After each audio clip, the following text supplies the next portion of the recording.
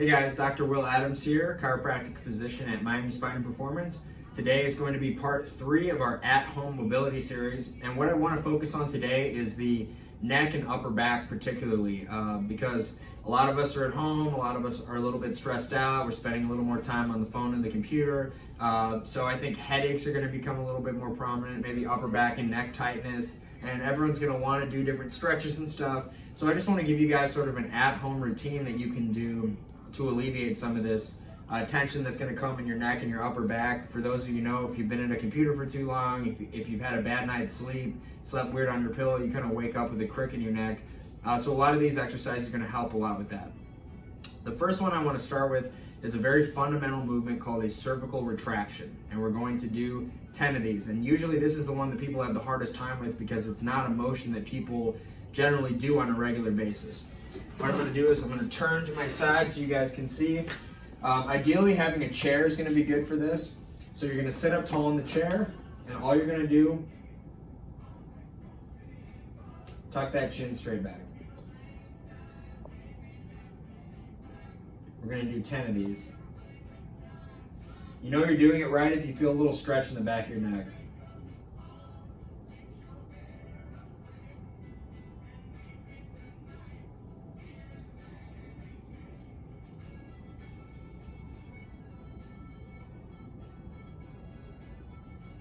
Eight.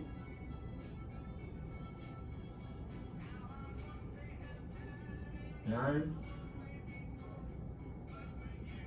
10. So that exercise is going to mobilize that upper cervical spine under the occiput, sort of under your skull. That's an area that tends to be responsible for a lot of headaches. If you spend too much time with your head forward like this, that area gets tight, you get a little bit of nerve compression, and then you can get tension headaches. The next one we're going to progress from there. If you guys have a little towel like this would be a great help. So what we're going to do is we're going to do that retraction motion, and then we're going to do an extension right after that. So I'm going to actually take the towel, you're going to fold it up like this, and you're going to give yourself a little bit of a fulcrum to fulcrum over. So I'm going to put the towel here, do my tuck, I'll fall back over the towel, and I'm going to give myself a little bit of counter pressure. So tuck and retract. Tuck.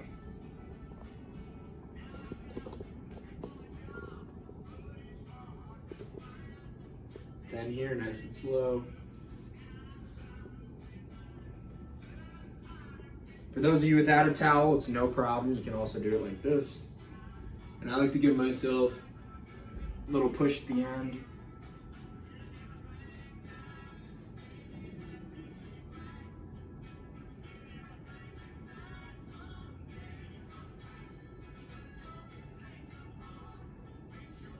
Good. So what that's going to do is that's going to hit the lower part of your neck, particularly that transition between your neck and your upper back. Now the third progression we're going to make on this, and these are exercises that I do with my patients every single day. These are absolutely paramount of what we do in our clinic to help relieve headaches, upper back pain, neck pain, upper trapezius tightness, all the normal things that people are coming in with. So now we're going to integrate some thoracic extension. So it's good if you have a chair with a back, that's perfect. If not, you can use a foam roll or something like that and get creative, as we all are. So I'm going to start by doing my chin tuck, my extension, and then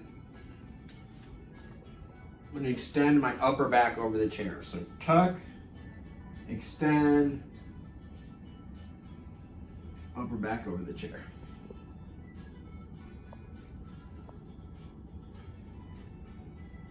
You should feel this sort of in the middle of your upper back. And guys, notice how I'm keeping my core tight. I'm not sort of letting my whole back arch because I'm really just trying to focus on this upper back.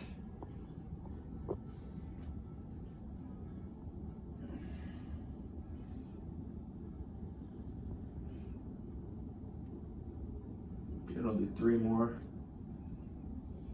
Extend, elbows up. 2 more.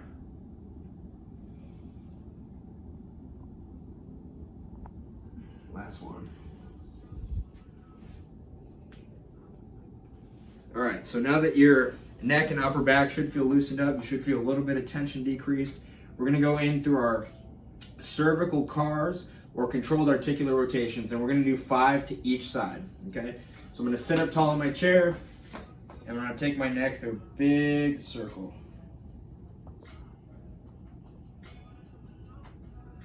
And this is a great way for you to sort of assess what areas are feeling tight, what areas are feeling stiff. The most common issue I see, guys, is when people do these controlled articular rotations, they'll keep their head facing forward and they'll miss that rotation component. Remember, the cervical spine has a lot of rotation. So as I come back, I'm rotating. And notice I'm keeping my upper back nice and still. Coming back the other way.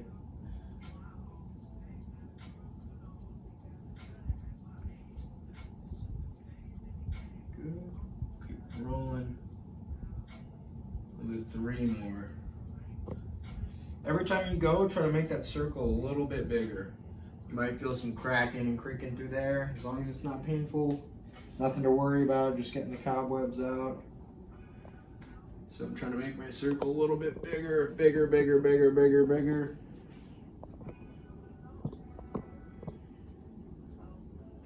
And here you're trying to move your whole neck.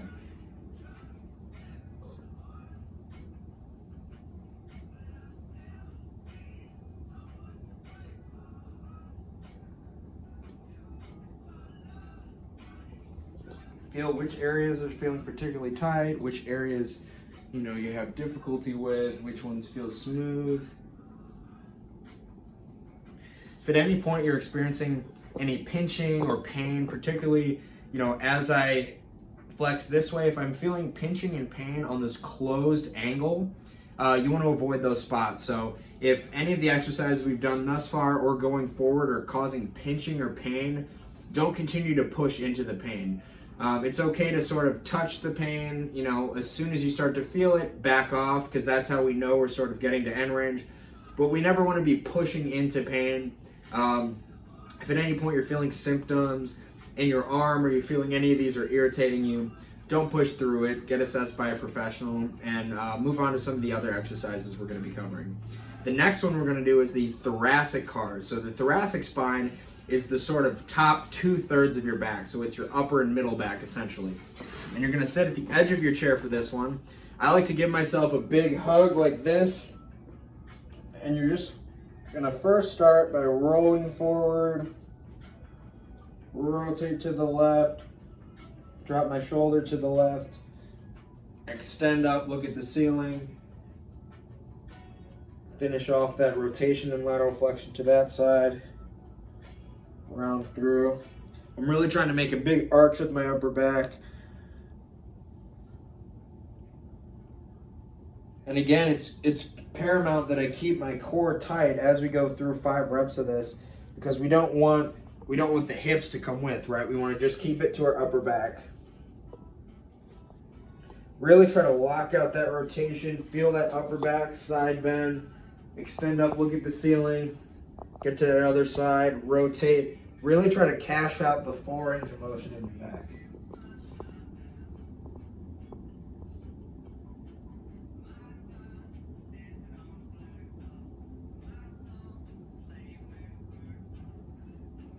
Drop that shoulder. Look up at the ceiling. Turn to the other side, drop the shoulder again. Come back the other way. Again, I'm always trying to make the biggest circle possible. I'm extending my upper back, lifting my sternum up to the ceiling, really rotating, dropping down. I'm gonna do 1 more to each side. I'm gonna hug myself a little tighter, roll forward, drop that shoulder all the way to the right, rotate into it, drop back and extend, extend, extend. Go to the other side. Cash out that lateral flexion and rotation. Roll through, and I'm going to come 1 more time. Rotate, laterally flex, extend, down, turn, come through, round. And I like to finish off by just doing a couple of flexions and extensions. Again, I'm keeping my core braced. I'm just extending and flexing that upper back. And then I'll go into a couple of pure rotations. So I like to take what's called a gable grip. Go here.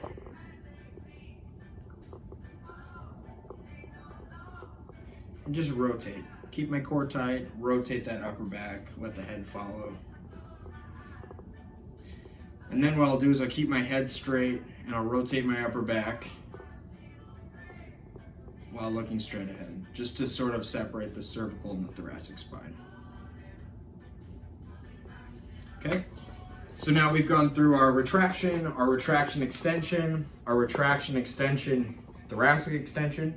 We've gone through our cervical cars, our thoracic cars. We've done some specific thoracic movements. Now we're gonna get on the table for our last part, which is gonna be the cat-cow, okay? So what I'm gonna do is I'm gonna get on all fours like this. And we're gonna do full spine to start. And what you wanna do is, you wanna think about the spine not as one unit, but as 31 different joints, okay? And so what I'm gonna do is I'm gonna start from my lower back, tuck that pelvis, lift the lumbar spine, get into the middle back, upper back, neck, try to round everything as high as I can. And then I'm going to start from that upper back, so I'm going to bring the neck, upper back, extend through the middle back, extend the lower back until I'm fully arched, like a cat. I'm going to go back into that rounded camel position. I'll start from high up. So I got my head down, lift my upper back, lift my middle back. And it's okay if it's challenging to segment at first. Just focus on going through the full range of motion. I'm going to drop that tailbone, drop the middle back, drop the upper back, and extend. I'm going to go through 3 more times, drop the head down, around the upper back, middle, lower, really try to get everything lifted up to the ceiling. Start with my pelvis.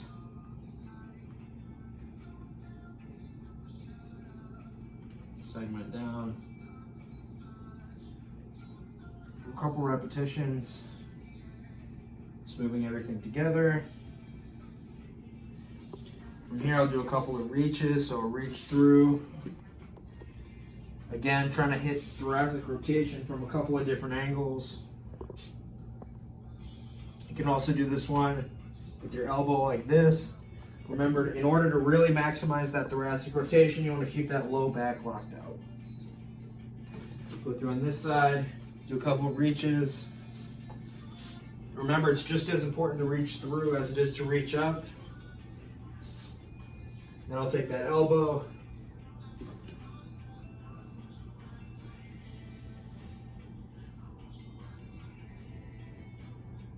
just catch up that rotation as much as possible.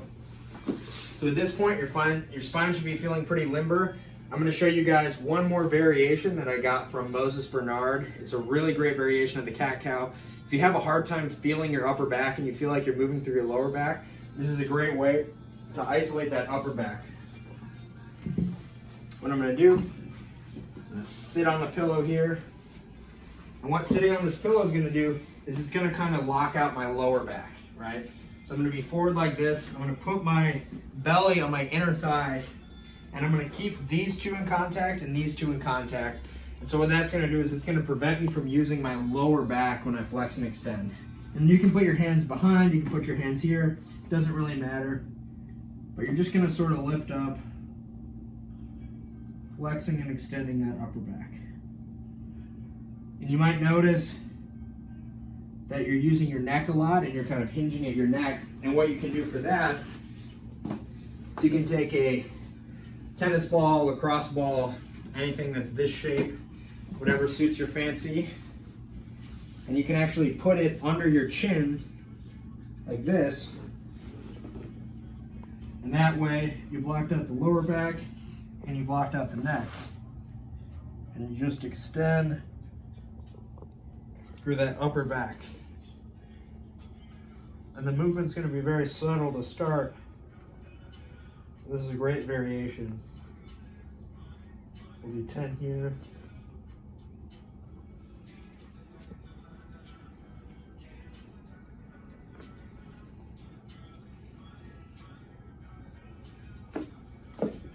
So that one feels great. That one feels great on my upper back. Working on patients all day, I do get a little stiffness in my upper back. So those are some different variations. We went through the retraction, extension series. We went through the controlled articular rotation series. And then we went through a couple functional mobilizations that I like, and the cat-cow variation from Dr. Moses. The spine is very unique. It's not like the hips and shoulders where we do a lot of the hard contracting and the pails and rails and weighted stuff. The spine, we really want to start by feeling spinal extension. That's what a lot of people struggle with, particularly in that upper and middle back. For most people, when you ask them to extend their upper and middle back, you'll get hip motion, you'll get neck motion. So what we want to try to do is we want to try to eliminate hinge points, which is areas that are overly moving in the spine, and open up the areas that aren't moving enough so that we sort of get equal motion amongst all the little joints. A lot of lower back injuries and a lot of neck injuries come from one area being overloaded. It's not always one extreme movement. It could be bending over to touch something, or turning your head one way, sleeping bad on the pillow. So we want to distribute all the load and all the pressure on our spine across all of our joints, and that starts with actually being able to feel and move all those joints through the different motions that we talked about: flexion, extension, rotation, and then lateral flexion. If we can get all those movements across our entire spine, from the top of our head to our lower back and to our pelvis, you're going to be in great shape to avoid any lower back or neck discomfort, any headaches and things like that. So thank you for tuning in, guys. We'll see you next time.